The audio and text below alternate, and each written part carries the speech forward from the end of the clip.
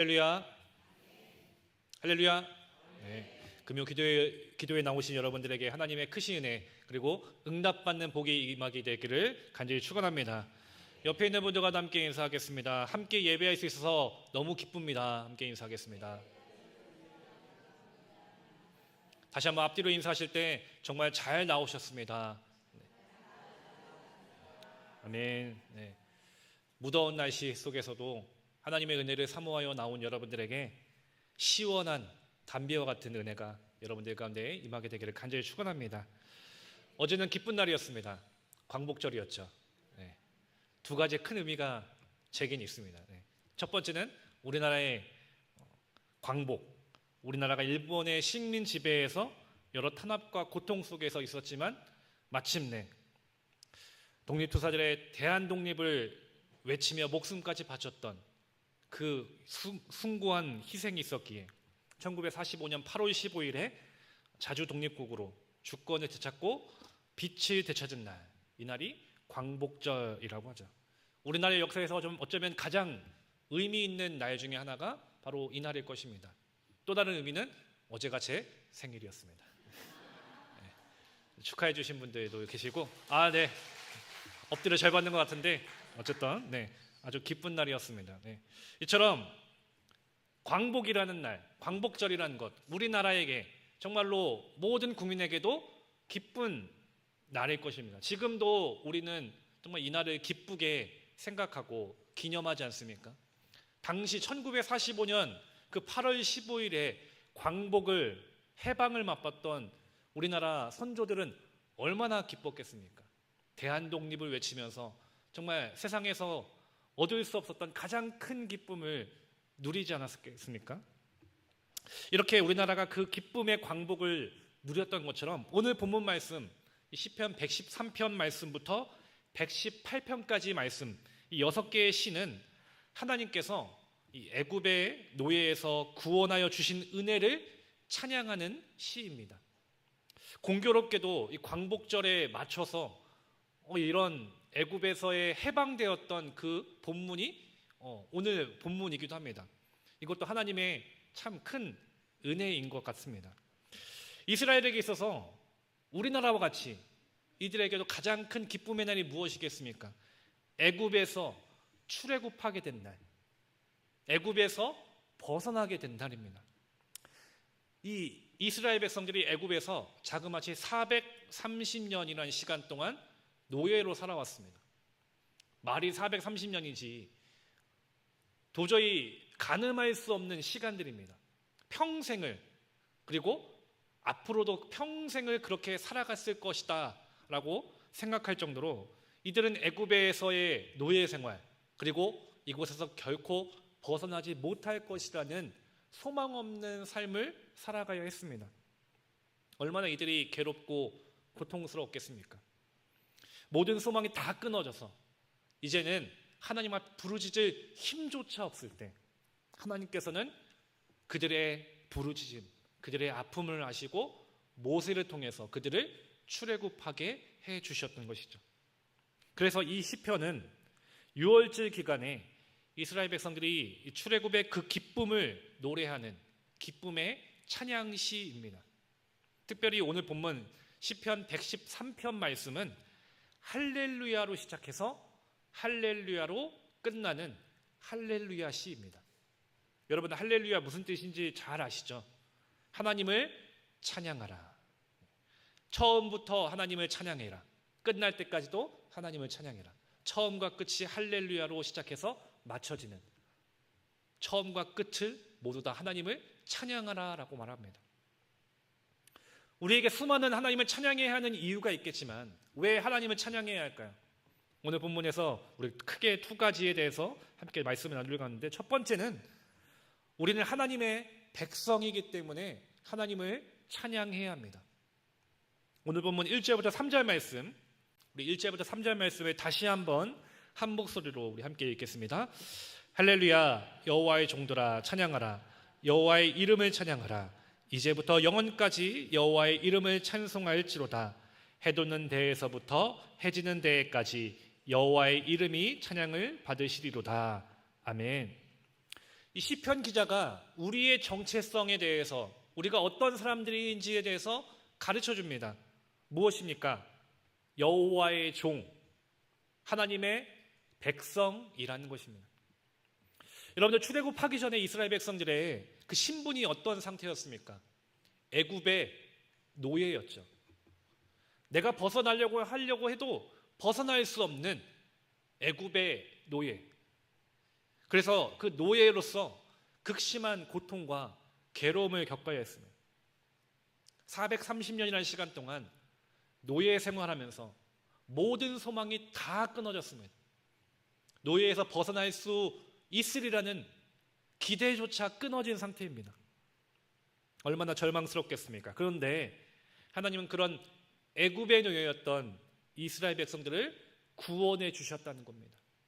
더 이상 너희들은 애굽의 노예가 아니라 이제 바로 하나님의 종, 하나님의 백성이 되는 은혜를 허락해 주신 것입니다. 애굽의 노예에서 하나님의 자녀로, 하나님의 종으로 세움받은 것입니다. 그렇게 하나님의 종으로 변화된 이스라엘 백성들은 더 이상 고통과 괴로움이 아니라 하나님의 그 크신 사랑과 은혜를 누리는 선택받은 하나님의 백성이 된 것입니다. 매일같이 하나님께서 만나와 같은 은혜를 주셨고 그들의 길을 구름 기둥으로, 불 기둥으로 인도하십니다. 가는 곳곳마다 어려움을 만나고 슬픔과 어려움과 괴로움을 만나지만 그 모든 문제 속에서 하나님은 친히 그들을 위해 일해 주셔서 그 모든 어려움을 극복하고 하나님께서 약속하신 가나안 땅으로 그들을 인도해 가십니다. 때로는 하나님의 은혜를 입었음에도 불구하고 이스라엘 백성들이 하나님을 원망하고 불순종하면서 죄를 범했을 때도 있습니다. 하나님을 떠나가려고 할 때도 있었습니다. 근데 하나님이 어떤 분이십니까? 그 이스라엘 백성들을 포기하지 않으신다는 겁니다. 왜? 하나님의 백성, 하나님의 자녀이기 때문에. 너는 나의 백성이고 너는 나의 자녀이기 때문에 어떤 상황 속에서도 나는 너를 포기하지 않겠다. 다시 돌아올 수 있는 은혜를 베풀어 주시고 돌아올 수 있는 길을 열어주십니다. 그리고 다시 돌아왔을 때 하나님은 그 어디에서도 누릴 수 없는 놀라운 사랑의 품으로 그들을 품어주신다는 것입니다. 왜냐? 그 이스라엘 백성들이 하나님의 자녀이기 때문에, 하나님의 백성이기 때문인 것이죠. 오늘 우리들도 마찬가지입니다. 사랑하는 성도 여러분, 우리는 어떤 사람들입니까? 하나님의 자녀입니다. 믿으십니까? 그렇게 고백하십니까? 내가 하나님의 자녀, 내가 하나님의 백성임을 여러분들 믿으십니까? 우리 역시 죄의 노예였습니다. 이스라엘 백성들처럼 애굽의 노예였던 그들처럼 우리 역시 죄의 노예였습니다. 우리 힘으로 벗어날 수 없었던 그 죄의 문제 속에서 우리는 죽어가고 있었습니다. 소망 없이 살아가고 있었습니다. 그런데 이런 죄의 노예였던 나를 누가 사랑해 주십니까? 하나님께서 사랑해 주셨다는 겁니다. 하나님께서 포기하지 않으셔서 나를 사랑해 주시고 나를 하나님의 자녀 삼아 주셨습니다. 여러분들 이 사실을 믿으시기를 간절히 소망합니다. 우리의 모습 역시 이스라엘 백성들과 크게 다르지 않을 것입니다. 그들이 하나님을 떠나갔던 것처럼 불순종하고 우상 숭배하고 죄를 범했던 것처럼 우리 역시 이 세상을 살아가면서 얼마나 하나님을 떠나갑니까? 하나님 말씀 앞에 얼마나 불순종하며 살아가고 있습니까? 하나님의 예배를 사모하고 하나님을 찬양하는 삶을 살아야 함에도 불구하고 하나님을 찬양하는 삶이 아니라 하나님과 멀어지는 삶을 살아가고 있고 저 세상을 쫓아 사는 우리의 모습이 아니었습니까? 어쩌면 하나님은 우리를 포기하실 수도 있습니다. 그냥 버려두실 수도 있습니다. 근데 하나님은 결코 우리를 포기하시지도 않고 버리시지도 않으셨다는 겁니다.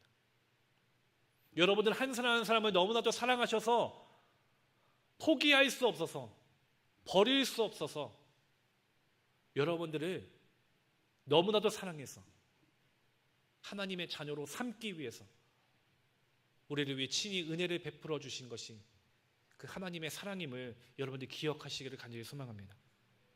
우리가 하나님을 찬양해야 하는 이유, 여러 이유가 있을 겁니다. 수많은 이유가 있습니다. 각자마다 또 이유가 다 다를 것입니다. 근데 궁극적으로 우리의 존재가 무엇입니까? 하나님의 자녀, 하나님의 백성이기에, 다른 어떤 이유 필요 없이 하나님의 백성이기에 하나님을 찬양하기에 우리는 마땅한 것입니다. 하나님이 내게 많은 재물을 주셔서, 이 세상에서 좋은 직장을 주셔서, 건강을 주셔서 여러 감사할 수 있는 이유들이 우리에게 분명히 있을 것입니다. 그것이 하나님을 찬양할 수 있는 이유가 되기도 합니다. 그러나 그것이 없더라도, 내게 주어진 것이 없고 힘듦이 있다 할지라도 내가 하나님을 찬양할 수 있는 이유, 하나님이 나의 아버지이고 나는 하나님의 자녀이기 때문인 것입니다. 이사야 43장 21절 말씀에서 이 백성은 내가 나를 위하여 지었나니 나를 찬송하게 하려 함이니라 라고 있습니다. 우리가 하나님을 찬양하기 위해 지음받은 자들이라는 겁니다. 하나님의 백성, 하나님을 찬양하기 위해 지음받은 백성, 하나님의 찬양의 도구라는 것입니다.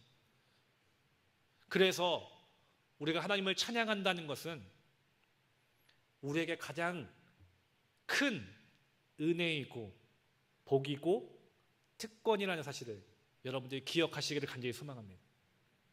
세상 그 누구도 누릴 수 없는, 하나님의 자녀만 누릴 수 있는 특권, 그 특권이 무엇입니까? 하나님을 찬양하는 것입니다. 여러분들 그 하나님을 찬양하는 삶을 기뻐하시고 그 특권임을 알고 그 특권을 마음껏 누리시기를 바랍니다. 일제치하에서 해방되어서 대한민국의 국민으로서 대항독립 만세를 누렸던 우리의 그 선조들처럼 애굽의 노예 생활에서 벗어나서 출애굽하고 이제는 애굽의 노예가 아니라 하나님의 자녀가 되는 귀한 은혜를 누렸던 그 이스라엘 백성들처럼, 그리고 죄의 노예에서 하나님의 자녀가 될 수 있었던 우리.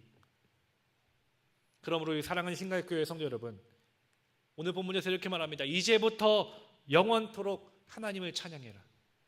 해 뜨는 데부터 해 지는 데까지 하나님을 찬양해라. 무슨 말입니까?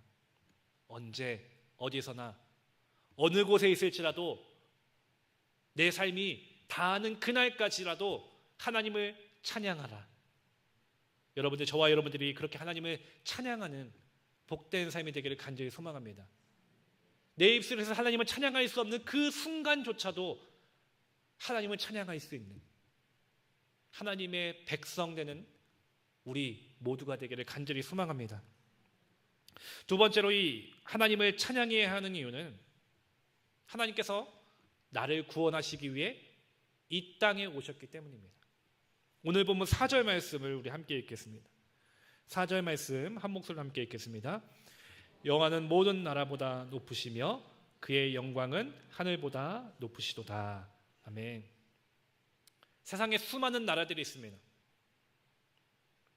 그리고 저마다 수많은 나라에서 어쩌면은 높은 자리에 올라가려고 길을 쓰고 애쓰는 사람들도 우리는 많이 보게 됩니다. 얼마 전에 또 우리가 파리 올림픽이 끝나지 않았습니까? 여러 논란의 올림픽이었지만 어쨌든 그 올림픽에서 수많은 선수들이 모여서 자기 나라의 영광을 위해서, 조국의 영광을 위해서, 그 금메달을 위해서 땀을 흘리면서 훈련하기도 하고 그 훈련의 성과를 그 올림픽을 통해서 나타내지 않습니까? 그렇게 나라를 드높이기 위해서, 그리고 그 나라에서 이제 금메달의 영웅들이 되어서 많은 사람들에게 칭송받기도 합니다. 이처럼 세상에 수많은 나라들이 있고 또 많은 사람들에게 칭송받기를 원하는 것이 어쩌면은 대부분의 사람들의 욕구이고 마음입니다. 우리는 그런 사람들을 높여주기도 하고 또 영웅이라고 떠받들기도 합니다. 그런데 그런 사람들을 칭찬할 수 있지만 우리가 궁극적으로 찬양해야 하는 분이 계시죠. 다른 어떤 사람들이 아닌 바로 하나님이신 겁니다. 모든 나라보다 높으신 분, 하늘보다 높으신 분, 그분이 바로 하나님이라는 것입니다. 이처럼 우리가 찬양해야 할 대상은 이 세상 속에 있지 않습니다. 그 모든 것 위에 뛰어나신 분, 높으신 분, 바로 하나님. 우리는 하나님만을 찬양해야 하는 것입니다. 그런데 그렇게 높으신 하나님, 그분을 찬양해야 하는데 우리 5절과 6절 말씀에 보면 이렇게 말씀합니다. 5절과 6절 말씀도 함께 읽겠습니다. 여호와 우리 하나님과 같은 이가 누구리요? 높은 곳에 앉으셨으나 스스로 낮추사 천지를 살피시고. 아멘. 정말 세상에서 가장 높으신 분, 저 하늘보다도 높으신 분이신데 그 지극히 높으셔서 마땅히 찬양받으실 하나님께서 어떻게 하셨다고 합니까? 지극히 낮은 이 땅에 오셨다라고 말씀합니다. 친히 그 몸을 낮추셔서 스스로 낮추셔서 이 땅 가운데 오셨다라고 말씀합니다. 왜 스스로 낮추셔서 이 땅에 오신 것입니까? 우리 한 목소리로 따라 해볼까요? 바로 나 때문입니다. 한 번 더 고백합니다. 바로 나 때문입니다. 하나님께서 이 땅에 오신 이유, 스스로 그 높으신 분께서, 비교할 수조차 없는 그 높으신 하나님께서 스스로 몸을 낮추셔서 이 땅에 오신 이유, 바로 나 때문에, 바로 우리 때문에. 우리가 어떤 자들이었습니까? 7절 말씀에 보니까 가난한 자를 먼지더미에서 일으키시며 궁핍한 자를 거름더미에서 들어 세워라고 했습니다. 우리가 어떤 자들입니까? 가난한 자들, 궁핍한 자들, 그래서 먼지더미, 거름더미에 있었던 자들이었다고 말합니다. 이것은 무슨 의미입니까? 가장 비참하고 고통스러운 상태에 있었다는 것을 의미하는 것입니다. 그 누구도 돌보지 않는, 관심 갖지 않는, 소망 없는 자들, 그것이 바로 우리인 것입니다. 그리고 9절에서 이렇게 말씀합니다. 또 임신하지 못하던 여자라고 했습니다. 당시 불임의 여성은 하나님의 저주를 받아서 아이를 낳지 못한다라고 했습니다. 죄인 취급받는 사람들입니다.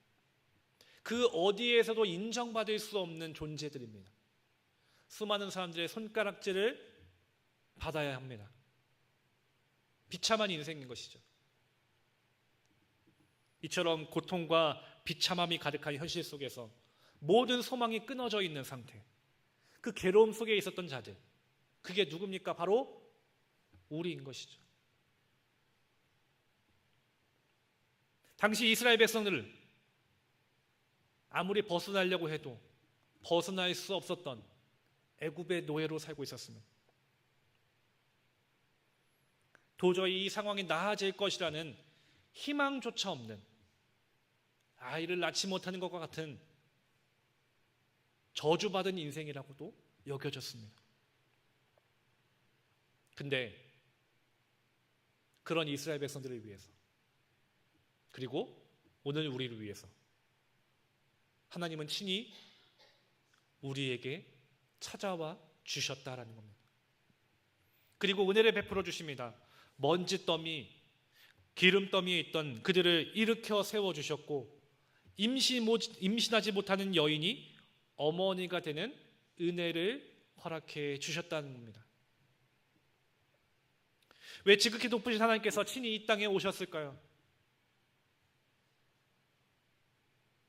우리를 구원하시기 위해, 우리를 다시 회복시켜 주시기 위해,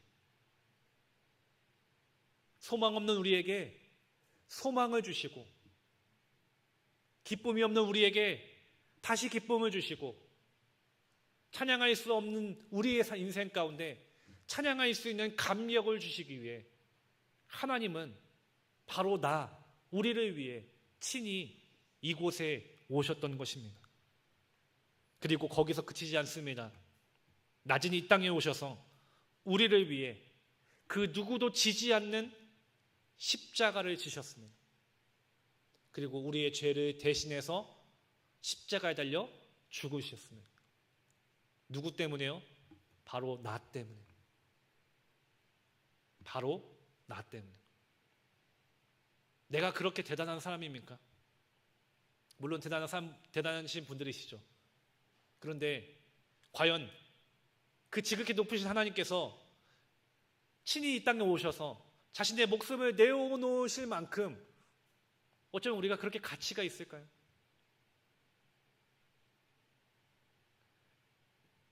그런데 하나님은 그렇다고 말씀하십니다. 여러분들 한 사람 한 사람이 그렇게 목숨을 바꿀 만한 가치 있다, 가치 있는 자들이다, 사랑하는 자들이다 말씀해 주시는 것입니다. 여러분들 그 하나님의 은혜와 사랑을 입은 하나님의 백성임을 기억하시기를 간절히 소망합니다. 사랑하는 신가익교회 성도 여러분,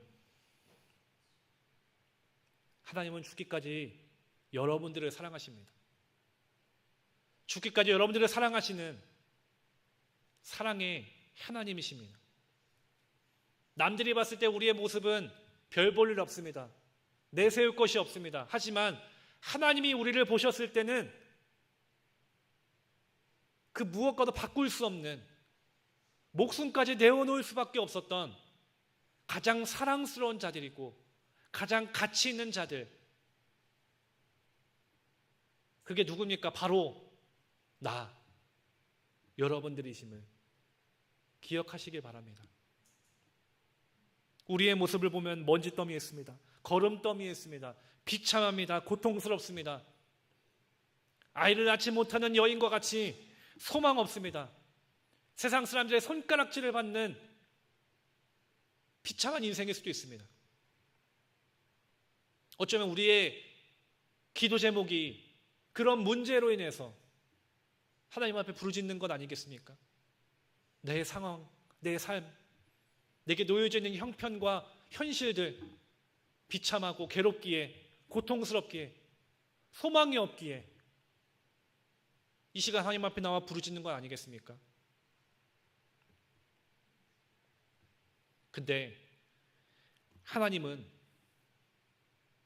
이런 우리의 마음을 모두 다 아십니다. 그 아픔을 아시고 그 괴로움을 아시고 친히 우리를 위해 이곳에 낮은 이 땅에 오셨고 친히 우리를 위해 십자가 져 주셨습니다. 친히 우리를 위해 대신해서 죽으셨다는 것입니다.